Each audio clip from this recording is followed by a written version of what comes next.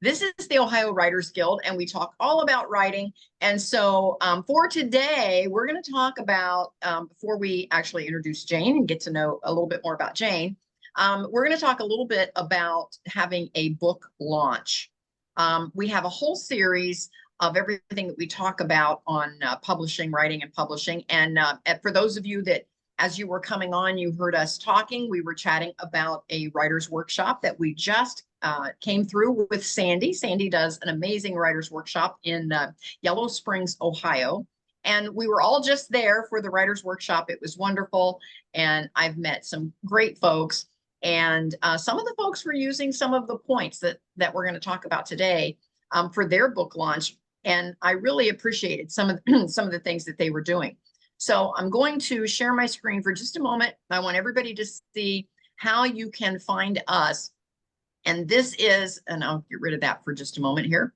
This is what our website looks like for the Academy. And when I got to move our faces, so bear with me here as I move us around. When you come across the little tabs here over to the More button and you scroll down, here is the authors and writers. And so here is where we are.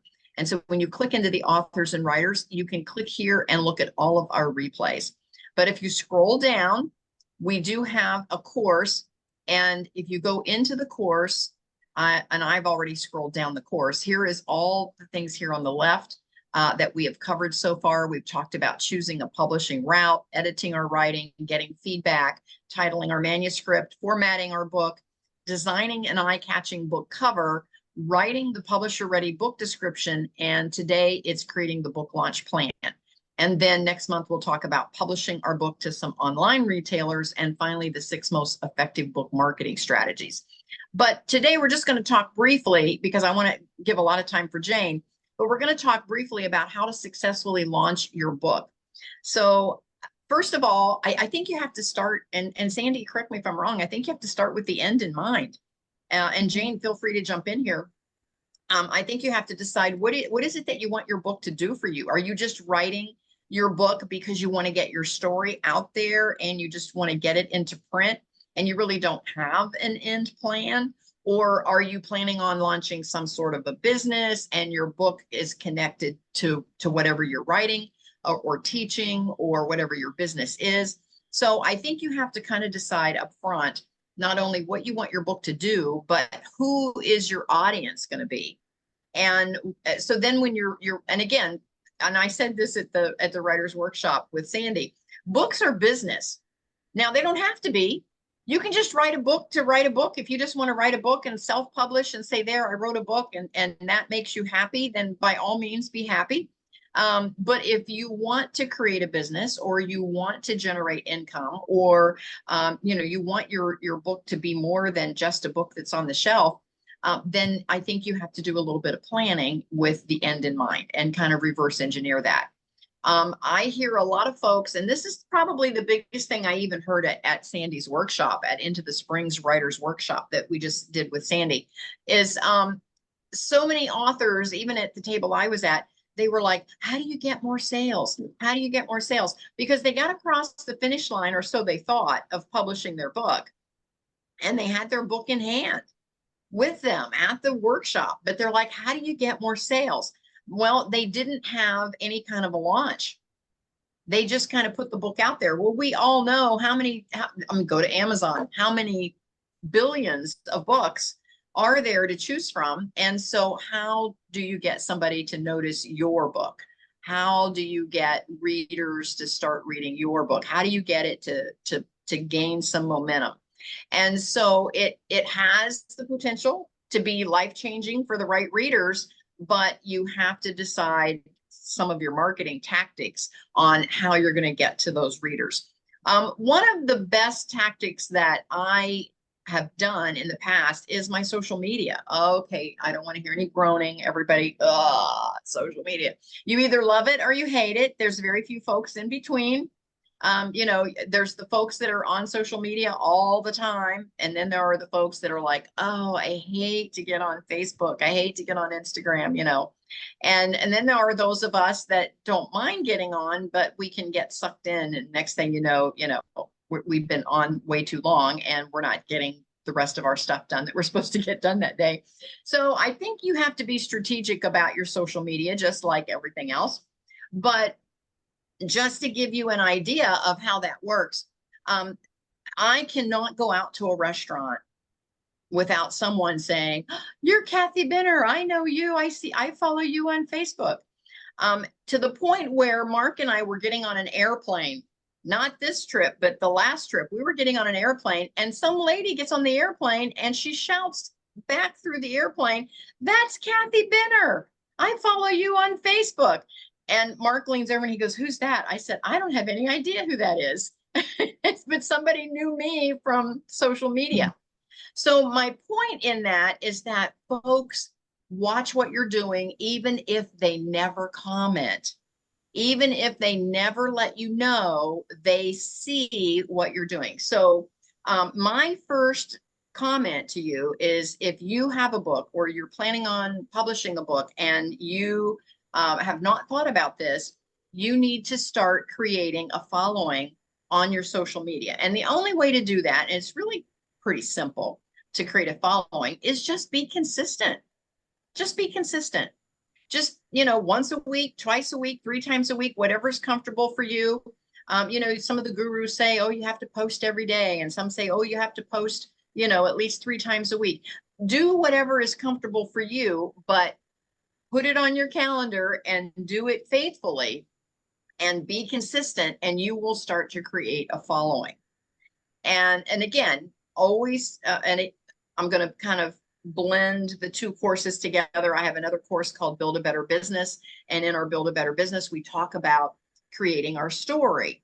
And our story is, our story, I love it, because our story, we're talking about writing today. So one of the first things that I think everyone should do is write out their story. And I've got a whole template on how to do your hero's journey. For those of you that are writers in the room, you've heard of the hero's journey. And so write your story. And then every time you post something on social media, wrap it in a piece of your story, because everybody loves a story. Everybody loves a story. So if you're real salesy, like, "Hey, buy my book," people are going to scroll right on by. But if you say, "Oh, I've spent 10 years writing this book, and I remember back when I was in high school," and all of a sudden your readers are leaning in, because they're starting to hear a little bit about you personally, about your story. So now your readers or your followers on social media are leaning in. And then at the end you go, "And I finally crossed the finish line and I published my first book." Now they're like, "You know what? Good for her. I'm going to buy her book." Even if they do it because they just want to be a cheerleader in your corner, that's how you get started. So make a plan and get ready to launch when you're ready to actually publish. So now, before your book launch, create a pre-launch checklist. And so I like to set the price at 99 cents when it first launches. Now, there are those, and again, I'm going to say this for those of you that may have not been following us all along in this series so far, but when you're publishing, you've got your traditional publishers on one end, you have self-publishing on the other end, and then you have 1,000,001 hybrids in the middle of all of those vanity publishers, and you've got all kinds in the middle.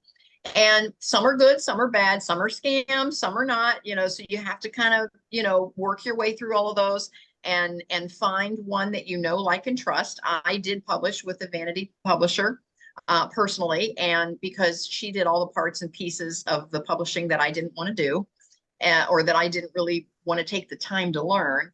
And so it worked for me. Now, it doesn't work for everybody, and it depends on your price point and what you're looking for. But some of those publishers, they do this all the time. It's what they do.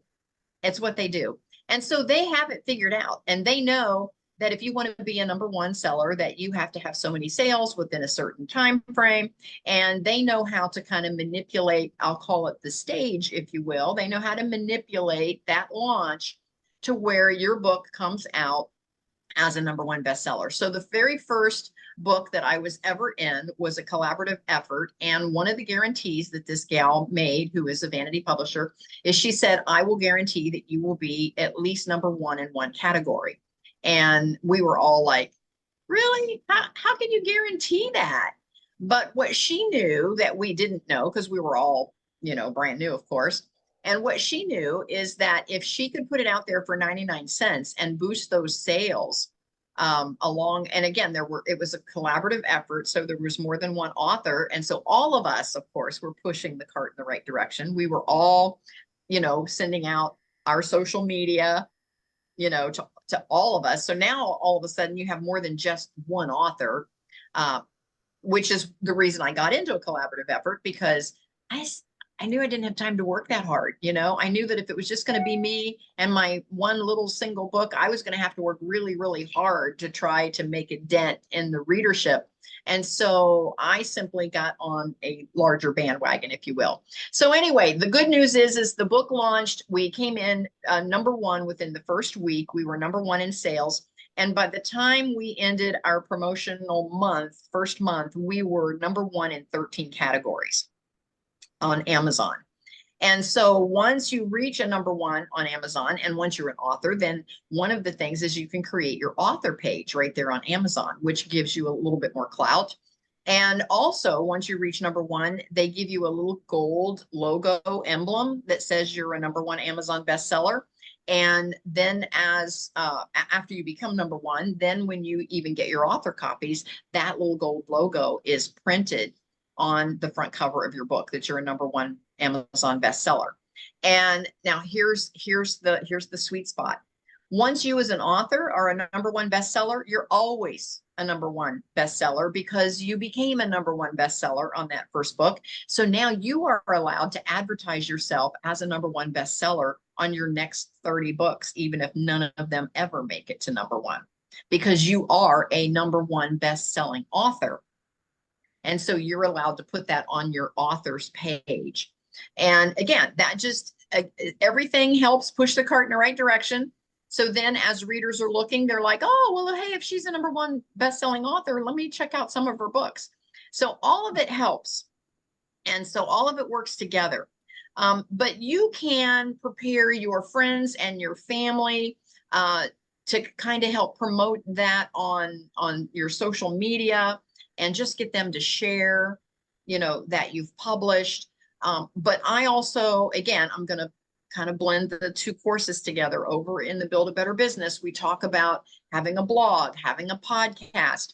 So please, once you have your story, going back to crafting your story, your own personal story, now you can blog about your story and how you published your book and what it was about and the struggles. And see, when you start talking about your story, then your audience is going to start leaning in, and they're going to say, oh, I want to see this book that she worked so hard on. You can become a podcaster if that's something you want to do, or you can become a guest on other podcasts and talk about your book. And today, she's on as our guest, so she gets to talk all about what she does. This is one way that you can promote what you do, and you can help promote what other folks do as well, and help spread the word. All of it helps. And then finally, consider Goodreads giveaways. And I wanted to finish on this, because when I was at the writer's workshop with Sandy over in Yellow Springs, one of the authors brought in quite a few of his books, put them on a back table, and he said, I want to give away my book, and then I want to give away my poems. And he said, the only thing I ask is that you give me a review on Goodreads. That's all I ask. And he said, and I'm just going to give you the book. Well, I immediately, of course, I'm all about, books and writing. So I grabbed a copy of each. I went a step further. I actually got him to write me a little note in each book. I had him autograph the books. Of course, I used that as a little photo op and got a picture of him autographing the books, which I then can, when I give him the review, I can actually post the picture of him autographing his book in the review. So now that's going to pull a little more weight in the reviews. And so I immediately, when I got home, I immediately went onto Goodreads, and I pulled up his book and gave him a good review, posted the picture, made sure it was all in there for him. And again, for those of you, whether you believe it or not, and I'm gonna go out on a limb just a little bit here. Some of you, and I'll just say it this way: You might decide that you don't believe in gravity, but it doesn't mean it's not true. When you go to the side of the porch and drop the golf ball, it's going to drop because of gravity. Well, there is a natural law that whatever you give, you get. Whatever you give, you get. So if you, whatever you're going to give, you will get it back tenfold.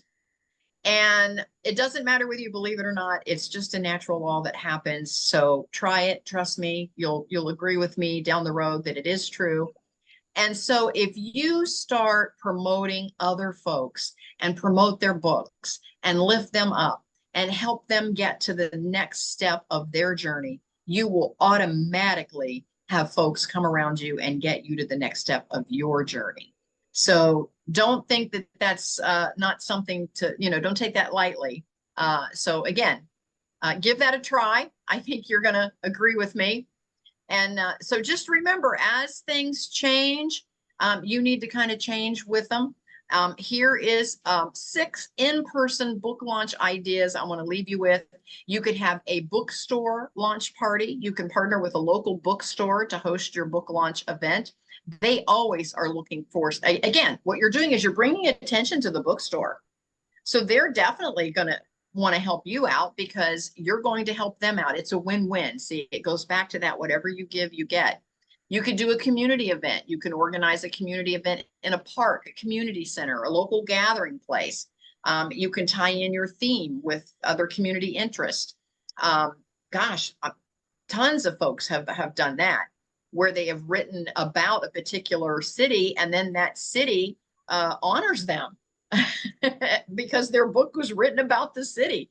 I have a friend who wrote a book about 𝐀𝐮𝐭 Redemption there in Mansfield, Ohio, and they honor him as the 𝐀𝐮𝐭 author now every year. And he simply included, the movie and the location in one of his books. And so now they honor him every year. You can do a book club gathering. You can connect with local book clubs. This is a great way, depending on what your book topic is. They might even choose your book to use in their book club to discuss your particular book. And, character development, plot twist, all those things. That's kind of fun. You could do an author Q&A, a panel discussion, again, depending on what the topic of your book is. You could do a bookstore crawl. I love this one. You could collaborate with multiple bookstores for a bookstore crawl where attendees visit different stores to explore your book and others and engage in various book-related activities at each location. So I think that would be a great event. There's all kinds of social media to post these events. You can have a Facebook event. You could have a meetup event. You could do an Eventbrite event. There's all kinds of free platforms that you can advertise these events. You could do a themed launch party, and I've done several of these where you just have a theme. If your book is a mystery, you could set it up in a historic mansion. You consider hosting all kinds of locations depending on what your book is about. So remember to promote your book in person. Social media, media outlets, your author website. How many of you are authors and you don't have an author website? You must have an author website because when somebody searches for you or your book, you won't come up if you don't have an author website. So make sure you have an author website. Talk to me if you don't have one. We'll get you started on one over in our Build a Better Business program. So with that, I'm going to stop sharing. Did we have any questions from anyone that's on the call today about what we talked about? Any comments? Sandy, how about you? Any comments about launching, having a launch plan? Yeah, no, I love your ideas. And you are selling yourself to sell your book. There's so much. I was just chatting with somebody from Into the Springs after we were all done, and she says, I have a Facebook for me, and I've got a Facebook site as an author, but I don't put much on my author page. And I said, rebrand yourself, go to your personal thing. And she's a local theater actress. I said, all those pictures you take of yourself and of the others, also mention how much you love the writing. Mention that you write screenplays. Mention somewhere, take one of those photos you've taken and twist it or rework it as a writer. Or even if you're doing a play by Ibsen, talk about Ibsen, how he's one of your favorite screenwriters or script writers or dramatists. Same, she loves her two cats, and she has lots of pictures of cats. Well, you know how it is with a lot of writers. In one of those pictures, put your laptop next to the cat and saying, "Here I am working on my novel." So when you put your cap on, that my your author cap, for a lot of us, we don't have to do that much extra work. We just have to look at maybe what we're already doing and fairly Right. well, and just like, just make it that image that you want as for people to pick up for yourself as an author. Sandy, those are great ideas, and I agree. And for those of you that follow me on social media, you'll realize that I just take pictures everywhere I go, and Yep. then I just post it about my journey because, Mhm. again, I'm a passive income mentor, but my overarching, I'll say tagline is freestyle living, and so Yep. I always want to post, how we're doing our freestyle living. And so I'm Sure. constantly just posting a picture with what we're doing. And I weave in my books every chance I get. So that's And perfect. there are a lot of independent bookstores coming back since the pandemic Hmm. and Yes. or starting. Look them up. They will probably love to be able to promote their bookstore by promoting you also, because I've got a real live author. So take a look at that. There are a lot in Ohio, at least, and I'm sure in other places. Can Yeah. I shout out a particular Please. bookstore that is really open to working with indie authors? That is 𝐀𝐮𝐿 in Newark. They are Ah, just one of the best bookstores I know. And indie authors, not only does she have them in frequently for events and for book launches, but she also takes books on, I believe it's called on commission. So she takes it, puts it on the shelf. She takes a small commission when she sells it, and then you get the remainder. She's a bookstore owner I've worked with very extensively and just Good. one of my favorite people to work with. I would recommend any Good. indie author particularly to reach out to her. Good. And that's Ja- Kix Mix, 𝐀𝐮𝐿 in Newark. Newark. Good. yes. Thank you. Newark, Ohio. I don't know if everybody is from Ohio. If you would, I would love to know where everybody is coming to us from. If you could just put that in the chat while I introduce Jane a little bit, and just tell us where you're coming to us from. That would be fun to see. And also tell us, are you already an author, or are you hoping to be an author? So let us know over in the let us know over in the chat. So Jane she grew up in Central Ohio, which is where she currently lives. Jane, where are you? I'm currently right now in Sarasota, but I'm from Canal-Winchester, Ohio, right outside of Columbus. Where are you? I am actually in Lancaster. So I know that's a little bit southeastern rather than central, but central just was a little bit easier for people to understand instead of getting to quite the nitty-gritty, but Lancaster. Okay, I get that. I'm an Amanda girl. Yeah. Yeah. Gotcha, So gotcha. yeah, so Lancaster is kind of my hometown as well, because Amanda's right outside of Lancaster. So Yep, yep. Lancaster's where we did all our shopping and all of that when I was Hmm. growing up. So that's kind of my hometown as well. She has also lived in Alaska. Okay, that's Yeah. interesting. And in Georgia. She loves to travel and see the world, and living in different places was such an adventure. Now you have a degree in health information management. Yep. Hmm. But are you currently working in that I field? don't, I work in healthcare, but not in health information management at this time. So Okay. I was doing medical records, and then I switched to a job closer to home, and now I do more clerical. I answer phones. I answer phones at the local hospital. Okay. Okay. I want to make sure I've got everybody in here. It looks like, yeah, I just want to make sure everybody's on. Also, you have twin girls, is that right? I do. Yep, they are Okay. 13. Oh, 13. they're at that age. Yes, Okay. they Woo. sure are. Yeah. Now you love to read in your spare time, what little spare time you have. Right. Romance novels are your favorite, but you Hmm. like to read things, and you also scrapbook and play video games. Hmm. Uh, Consider yourself a bit of a nerd. Yep. Yeah, that's interesting. You said when you were a teenager, you collected comic books. You still have the Hmm. collection, Hmm. and you're really into Harry Potter, Star Wars, Star Trek. Oh gosh, that's fun. Yeah. And you used Yeah. to play Magic the Gathering as well, but you don't have Hmm. time these days with the girls, I'm Not sure. so much. Not so Yeah. much. So you're overall a fun-loving girl who tries to be relaxed about life, and you want to learn as much as you can and have a great time doing it. Well, good for you, Jane. So I met Jane at a writer's workshop, believe it or not. And I think you sat kind of behind me, but when you spoke, I was like, oh, I got to zero her out. So I searched her out at break time and asked her to be on the podcast, and she said yes. So let's talk about your experience as a writer, author, and ghostwriter. And am I correct? You are also a publisher? I have a publishing company, per the state of like business. I have an LLC. I have Okay. not done any publishing of people outside of myself yet. It's something I'm looking into, but probably need to employ more people than just myself to do. So it is a future plans project, but I'm Okay. not actively publishing other people right now. But I do own BZ Publishing LLC.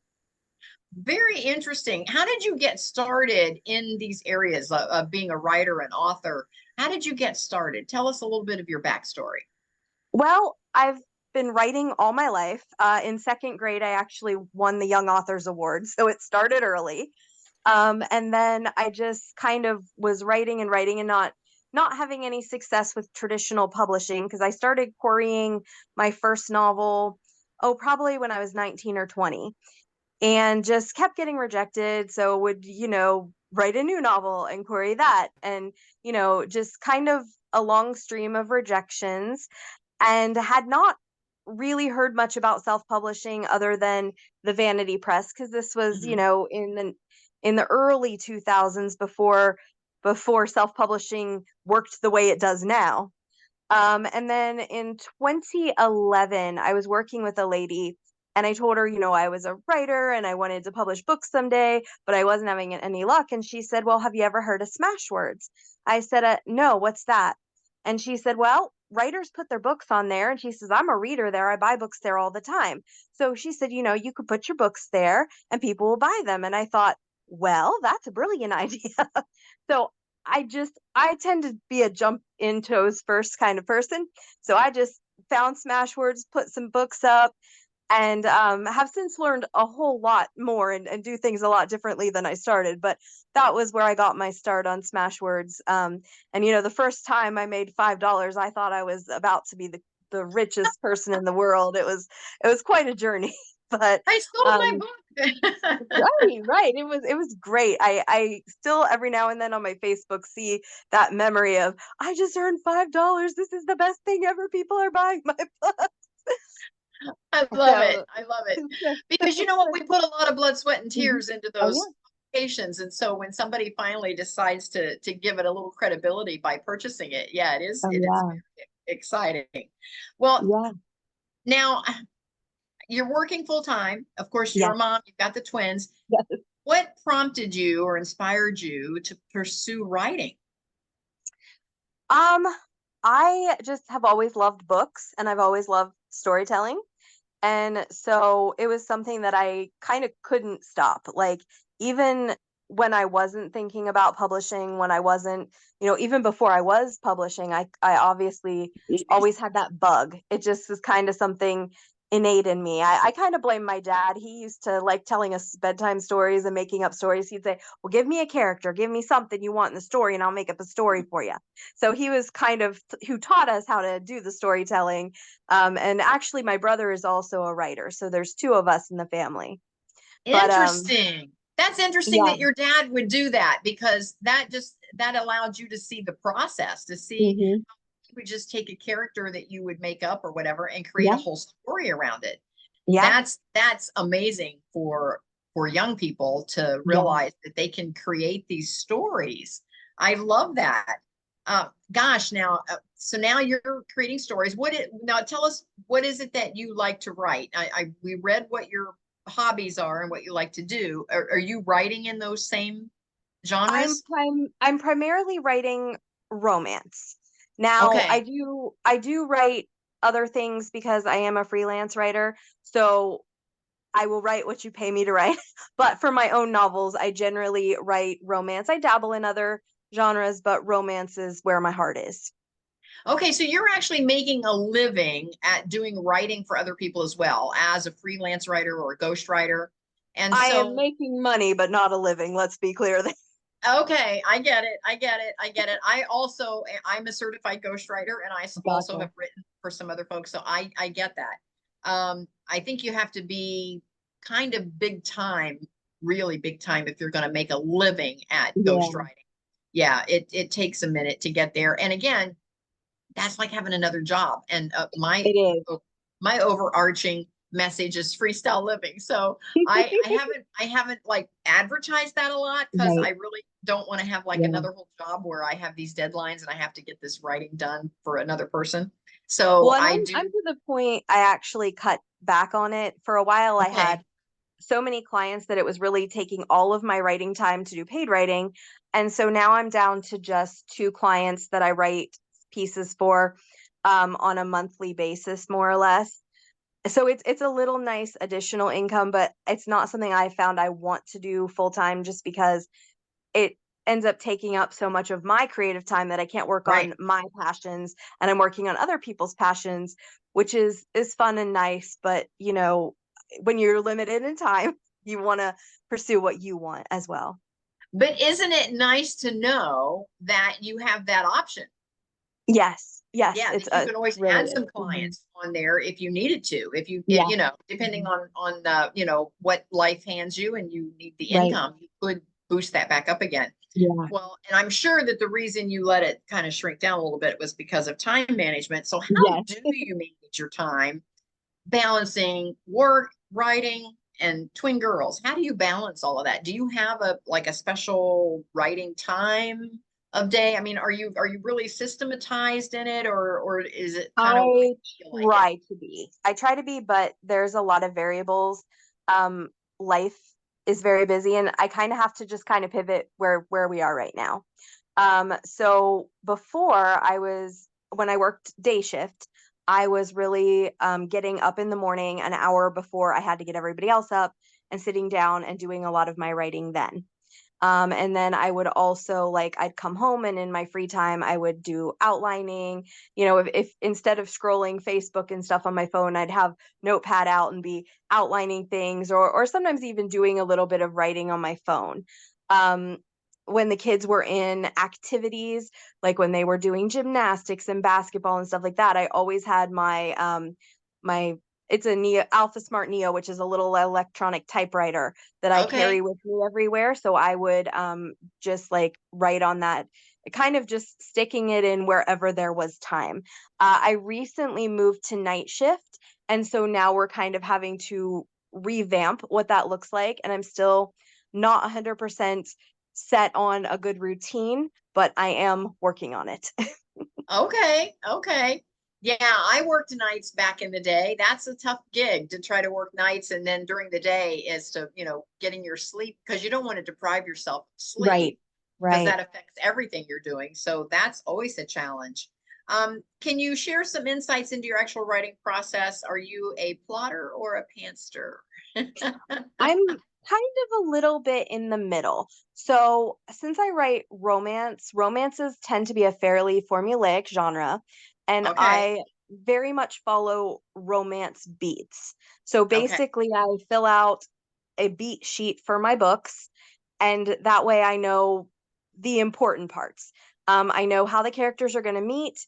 I know a few items of how they're going to fall in love, the main conflicts between them, the third act breakup if I'm going to have one, and if there's not a breakup, like what they need to overcome and how they overcome it. So I know that going in, and then I kind of pants between the lines.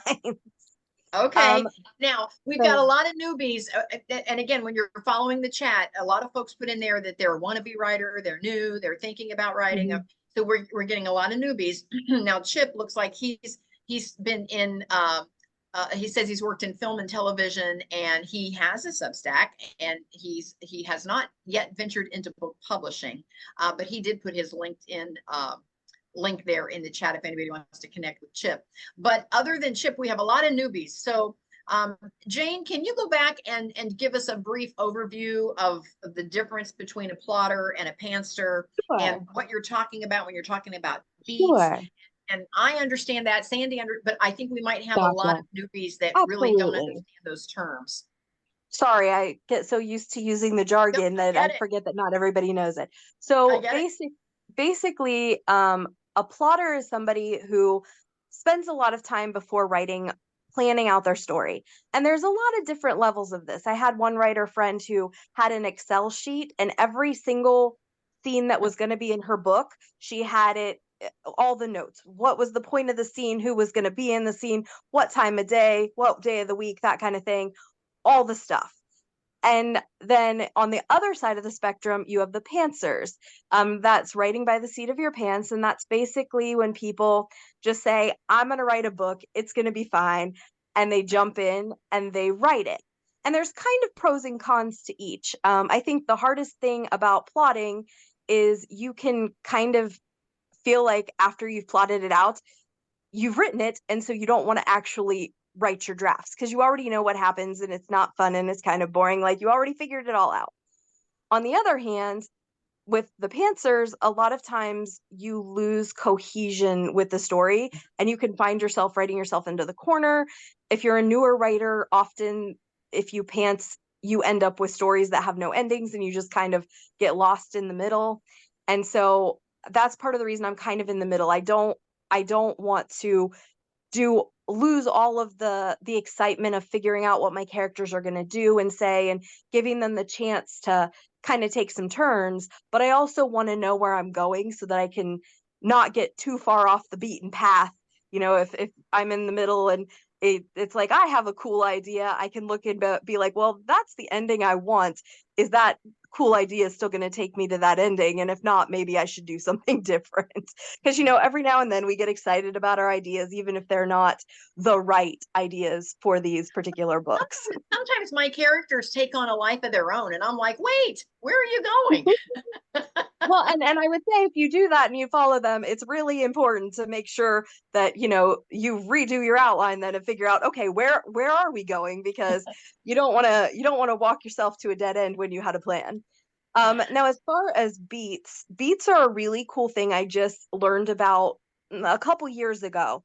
But basically in genre fiction, there are a lot of things that you see time and time again, and kind of a formula, especially for romance, mystery, horror. And depending on what beat sheets you find on, those are called beats. And depending on what beat sheets you find online, some are really detailed and some are a lot more casual. I would say they are kind of like the hero's journey, but for different genres. So in romance, you always have a meet cute. Typically, you're going to have characters meet within the first 3 chapters of the book. You're going to have a little bit of time to show what their life is like and their openness for relationships, why a relationship will impact them. Then the characters meet. You have different things going on where they have time to fall in love. You have a pinnacle of their relationship, typically that can be a confession of love. It can be intimacy. It can be all kinds of things. And then shortly after that, the characters meet with some kind of obstacle that is very difficult for them to overcome. A lot of times they break up and then have to come back together. That's called a third act breakup in the romance genre. So like following the beats helps me know what readers expect from the genre, because with romance, there is the people reading romance, they want certain things from that romance, and they do want a bit of the formula. They don't want anything too far outside the box. And that kind of varies a little bit with different genres. I would say probably romance and cozy mysteries are probably some of the most formulaic on the market. But even things like horror do have a lot of things that you see time and time again that are valuable to have, and as a writer can also help you with outlining. So you can say, here's the typical beats of a horror here or whatever genre, and here's how I'm going to accomplish them. So if you just Google beats for whatever genre you're writing in, a lot of times you can find whole lists, all a little bit different and varied, of what people perceive as the beats of the genre. But I found that very helpful in my outlines. All right, so I'm going to ask you a technical question because again, we have a lot of folks listening that have not maybe started writing and they're like, where do you keep track of these beats? So let me ask you this. Do you have a software program where you plug the beats in, or do you just have a big whiteboard on the wall or a big cork board with post-it notes? how do you plot out and how do you keep track of these? Okay, she's rubbing her face. Okay. This is really embarrassing. I'm gonna answer it, but it's really embarrassing, y'all. Oh, don't be embarrassed because we're all right there with you. I am an incredibly disorganized person. So I just have notebooks and papers everywhere that have basically outlines on them. I used to try to keep them more together, but that has kind of not been a realistic goal recently in my world. So I have several notebooks that have a lot of outlines of different books in it when I was trying to keep it together. But I also just have like a whole tub of just papers that have books that I've outlined and haven't gotten to yet. I've been trying to do this a little more on my computer so that I don't lose it or have to dig through 50 papers to find it. But that's just not how my creativity works. I wish it did. I'm just not a naturally organized person when it comes to that. So my answer to you is on papers in a pile. Okay. So for those of you that are listening, there is no right or wrong answer to that. It's whatever works for you. And so, don't feel like, oh, my work background has to look like Jane's or has to look like Kathy's or has to look like Sandy's. We all plot or fly by the seat of our pants, whichever one, in a different way. So it's whatever works for you to get across the finish line. So I love that. And don't be embarrassed, Jane. That's we're all right there with you to a certain level. Yeah. What challenges have you faced in your writing journey? Anything major in your writing journey that you had to overcome? I think the biggest thing has been just learning to be a little bit more comfortable around people. I have really had to put myself out there and learn to get past some of my introversion. So I've gotten to the point where I can turn it on and be like, okay, I can be social, I can go to events, I can say hi to people, but I'm kind of a shy person in my real life. Like if I'm to enter a room, I'm not a social butterfly, let's put it that way. So I actually, the very first time I went to the writers group I was part of, I thought I was going to throw up. There was about 4 other authors and I was sure I was the least experienced person there. I had no idea what I was doing and I was so anxious. My anxiety was just so high that it took me going about 3 times before I could even speak to people. I should add now I'm leadership in 2 different writers groups, so it's a little bit different now. The first writers group I was at was it was pretty early in my journey, probably 7 or 8 years ago, maybe. So I've come a long way. But No, I've also I had, get that. yeah, and it's a real thing, like learning to put yourself out there and having to overcome that anxiety of like, okay, I'm going to go up and do a reading in front of all these people, and you just got to do it, even though my brain is like exploding with anxiety. And additionally, learning that it's better to try and fail than not to try.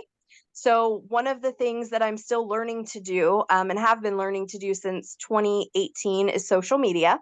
I have a YouTube channel and it is still kind of a work in progress. I try to post every day, but I don't quite get videos every day. I'm working on that. And I also have a TikTok and Instagram, X, and then Facebook. So I post content. I try to post content every day on all of those, but I've had to really accept that sometimes I'm going to try something and it's not going to work. It's going to be bad, or it's not going to turn out how I expect. But that's been a learning experience. Or like I'll make something that I think people really like, and then people don't.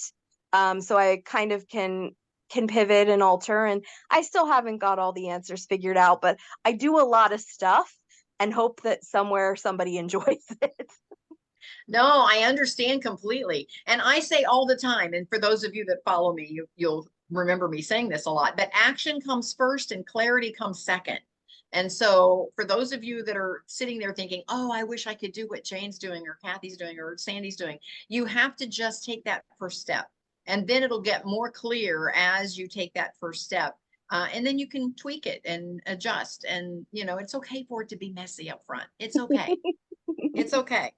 Now, you're a self-proclaimed nerd. How does your interest in comic books, Harry Potter, Star Wars, all those nerdy things, how does that influence your writing? Well, I did mention I write romance, so you'd think those two aren't compatible. What I didn't mention is I typically write speculative romance. So my characters are typically in other worlds, or they're paranormal creatures or anything like that. So that has come in a lot as I have started my Okay. writing journey. I have a lot of characters who I'm working right now on a portal romance. So I have a girl going through a portal and trying to figure out exactly how that whole new world works. I've got talking animals in that world. It's a lot of fun. So I think the nerdy influences come out in how I do my speculative elements in my romance. I'm glad I asked that question. I would have not realized that. That's a lot of fun. So It that's is. very interesting. Yes, yes, I love that. Now, again, we've got a lot of newbies on the call today, and one of the big things is juggling full-time job, obligations, responsibilities, all of that. Any advice you can give for them? Because they want to start writing and they just haven't started because life just gets in the Yeah. way. Yeah. So the first piece of advice I'll give is figure out where writing sits in your life. What do you want from it? Is this something you want to be a full-time job? Because that's going to look a lot different for Mhm. putting it into your life than if you say want to write your book, your magnum opus, and you have 10 years to do it and aren't real worried about like a long-term following. My eventual goal is to be a full-time writer. I'm pretty far out from that, I think, unless I have a major success, pop up. I follow the write, publish, repeat method of marketing. So my goal is to put out a lot of content and try to build a relationship with readership. So I would say, though, understanding what it is you want out of writing is paramount, because if you want to do this as a career, you are going to have to really cut out things in your life. Like, writing is my hobby, and things related to writing are my hobby. I don't do a lot of scrapbooking these days. I don't watch a lot of TV. We watch maybe one show a night while we're eating dinner, but I don't do TV very much. It's writing and book related things and social media content and all the business stuff in my free time. So any free time I have, that's what I'm doing. If that is not your goal of being a career writer, you don't necessarily have to push so hard. And I would say just stick it in wherever it can fit. You can write on your work breaks, assuming you have like breaks and lunches. You can work while, most of us have downtime. Like I said, I did a lot of my writing when the kids were in activities. They're not in as many now, but still, if they've got an activity and I don't need to be front and center, I just needed to bring them there. I'm in the car doing my writing or my outlining or my social media while they're doing their activities. If you can safely do it without upsetting your sleep schedule too much, get up a Mhm. little earlier, stay up a little later. You have to want it. I mean, that's not the answer Good anybody point. wants, but you just have to want it really bad and make it happen. And it's not easy. I would also say see what works for you. I find that writing early in my day works better than trying to write later.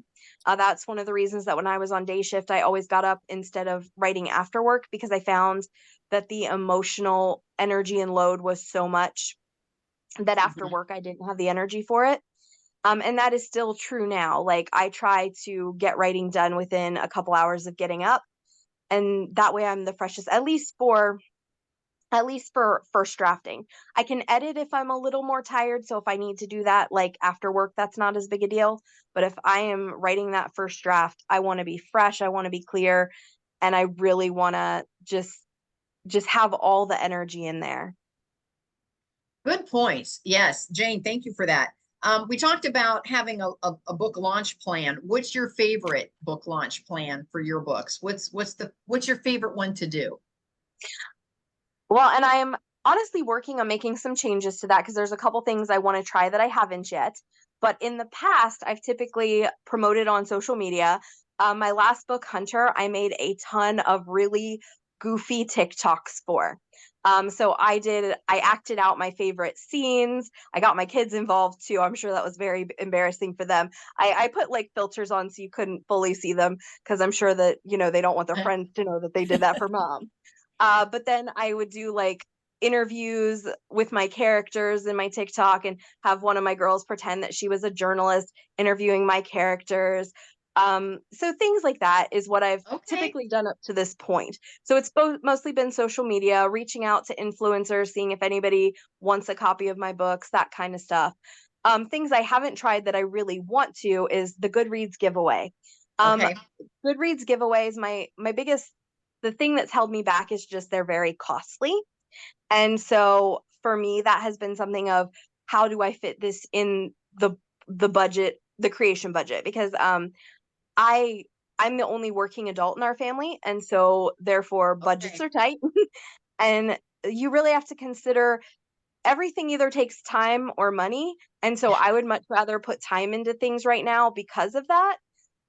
So that's kind of kept me from Goodreads giveaways and some of the other options that I would like to try in the future. But, again, it's an ongoing business. Every book I have to pivot and try new things. Yes, books are business. Also, for those of you that are listening, the author copies, you can generally get author copies or a greatly reduced rate than what the retail sale of your book is. And so, again, when you're doing these book launches and you want to take 40 of your books actually physically to a bookstore and have a book signing or whatever, those author copies are at a reduced cost to you. Oh, yeah. The author. So just keep that in mind. You're not spending retail money to get 40 books of your own books to take to a book signing. And also Jane, for people who don't know about Goodreads giveaways, you can in the price of the Goodreads giveaways, especially if you're on a budget, I recommend doing the digital giveaways because you can do digital giveaways so you don't have to buy the paperback book. So Goodreads gives you two options, at least last I checked, because I looked into it for my last book, but I wasn't quite there. You can either do physical or digital. Now, Goodreads does charge over $100 to participate. But if you do it as a digital, that $100 includes the copies of the digital books. Whereas if you're giving away physical copies, you are then responsible for the cost of the author copies and shipping.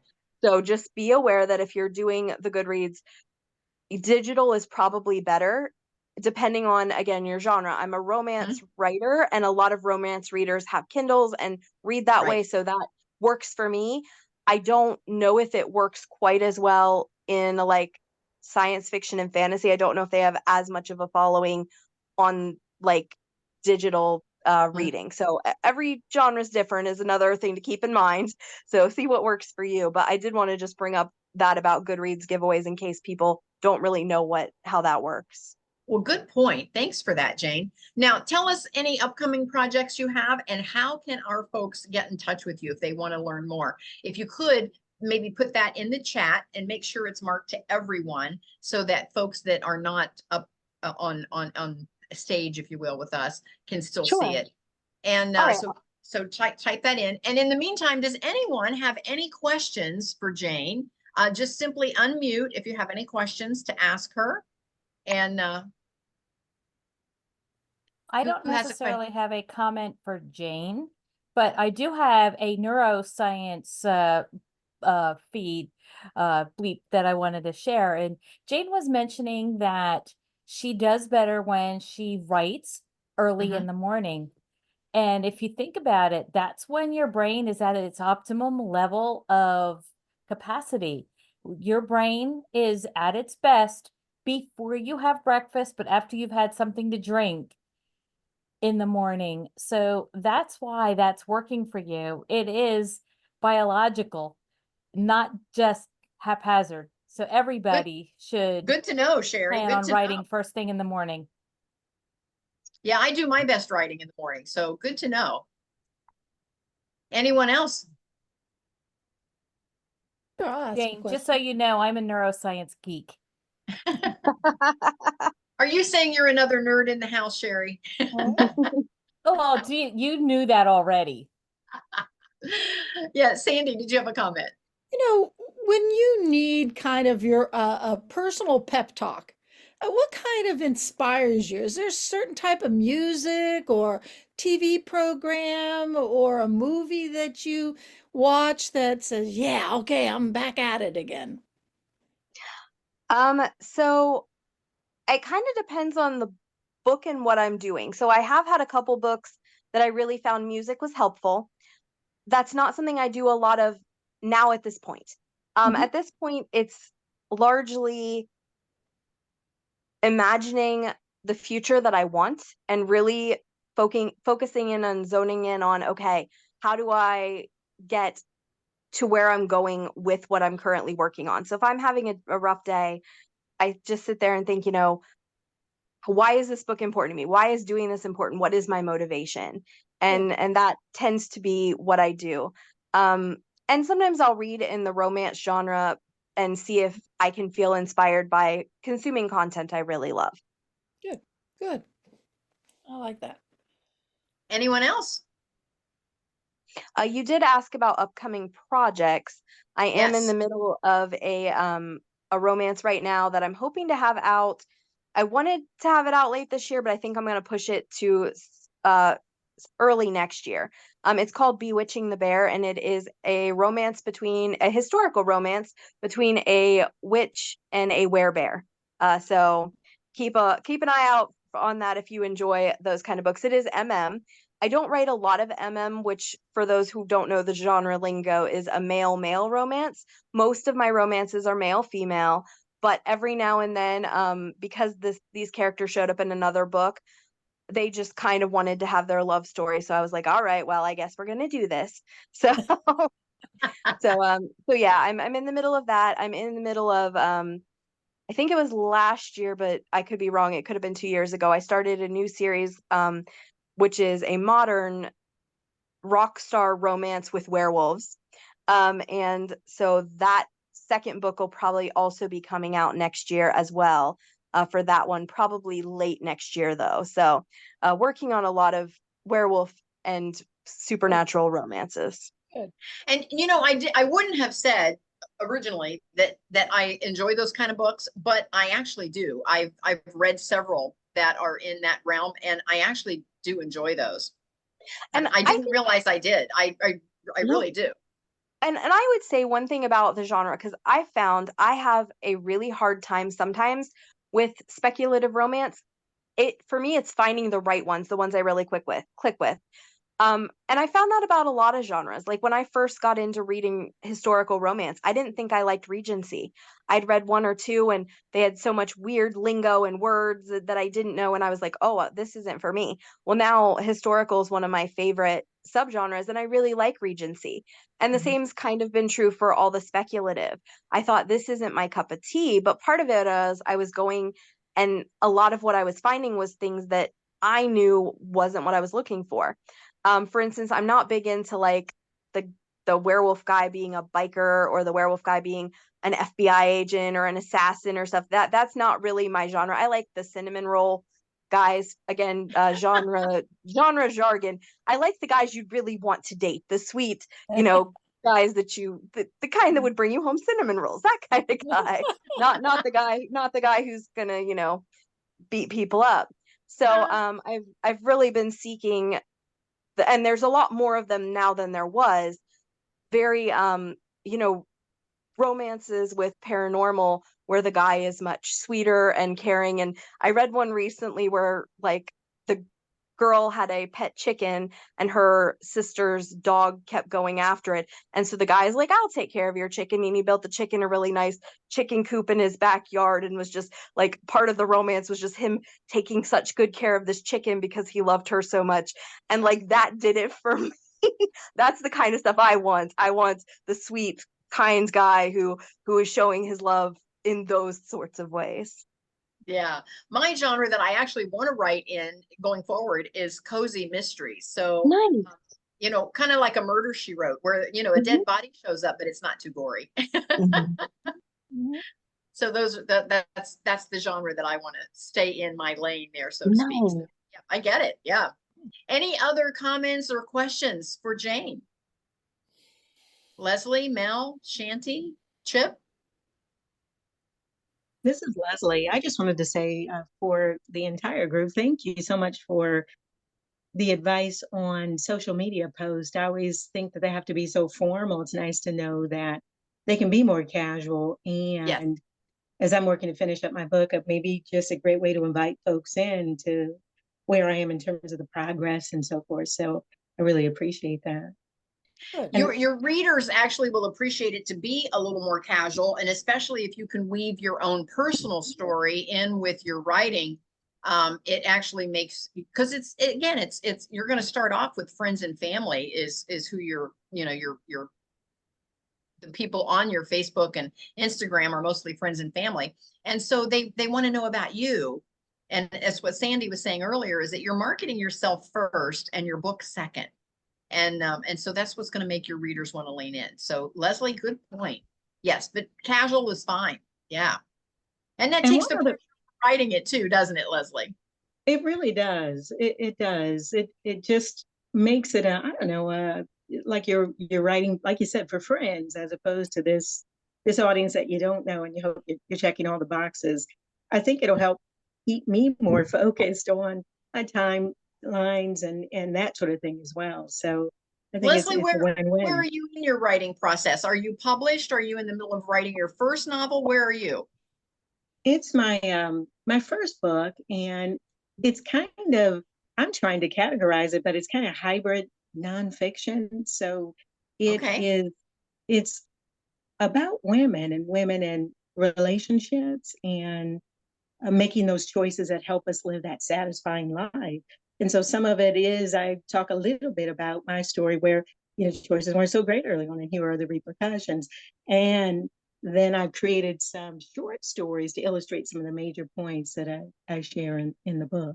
It's just something that is in me. It won't leave me alone. So I got to get it out. And so Nope, I've I been get working it. on it for a long time. And I think this is just mine to do. So I'm excited about nearing the end. Now I'm just going through and editing and using you know, I think I've asked you in the past about editors and I wasn't sure where to go, and now I'm using some technology to help me edit just for punctuation and that kind of thing. You know, this is my voice and I want it to always be my voice, but it's the punctuation and other things that I want to tighten up. And so I'm in that process now, and it's exciting. Leslie, thank you so much for being with us today. We really appreciate you being on the call. Thank you so much. You're welcome. One last thing, Smashwords, is that a good option, Jane? Still for folks? I logged on to the site since you mentioned it. I see a lot of books there. So a couple things to know about Smashwords. They are in the process of merging with Draft to Digital. So I would come back and do research at the time when that merger is complete. Nice. I do love some of the functionality of it. Here's what I have found for my personal situation and my personal books. I have books through Smashwords and I have books through Kindle Direct Publishing. I make many more sales and much more money through the Amazon stuff than I do through Smashwords. Like through Amazon, both the Kindle, the paperback, and the audio, which I all have versions of on Amazon. I probably on a monthly basis make somewhere between $30 and $70. On Smashwords, I don't think I make more than $5, and they're sending stuff to Kobo, they're sending stuff to Barnes and Noble, they're sending stuff to Apple and a lot of other places as an ebook. So I find it's a great site as far as it's a lot more ethical in a lot of ways, I think, than Amazon is. It's very much more author centered and not big business, which I love. I found it had a lot of features that I loved, but it doesn't have the selling power of Amazon, at least for my books at this time. So I hope that's a good answer. I wouldn't say don't do it, but I would say if you have to choose between, if your goal is to make money and you're choosing between that and Amazon, you will probably have a lot more sales through Amazon, unfortunately, just because they're such a big company. Now, the good news is, as long as you are not exclusive to Amazon, and like that's a whole nother discussion, but Amazon has an option to be exclusive or not. And if you're exclusive, you get benefits.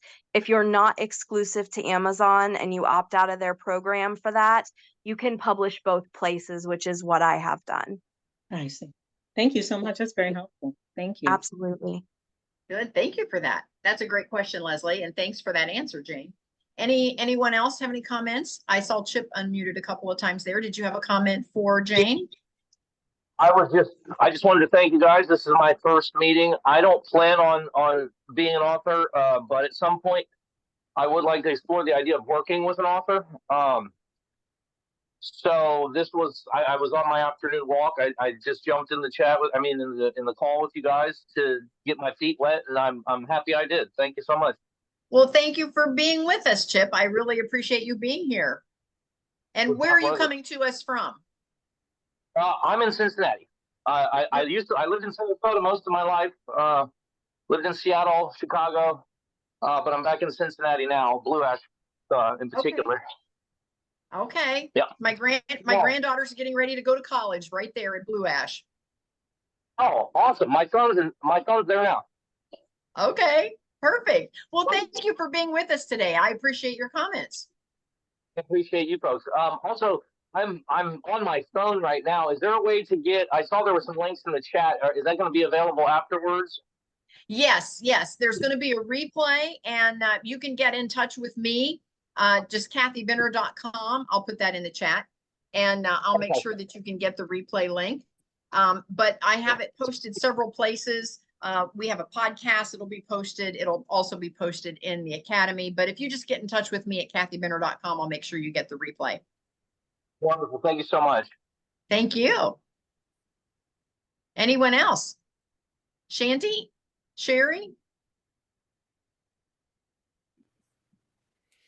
Well, I just want to say again, thank you so much for being on. Jane, we appreciate you so much being with us today. Absolutely. Thank you for having me.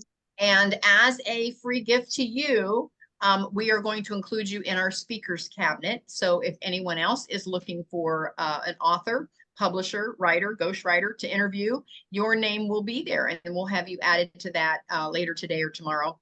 And you'll be, I'll send you all, I'll email you all the links, and you'll also get the replay of this, and please feel free to use it however you wish, in part or in full, for any of your marketing. And then the link will be there also for you to see how you present in that speaker's cabinet. And then if you want to update anything, just let me know and I can fix it for you. But I'll get that all in there for you later today or tomorrow, and we'll do our best to help promote you. Thank you. Continued success. Absolutely. I want to say thanks to everybody for being here, and don't forget, put us on your calendar. It's the same Zoom link every single month.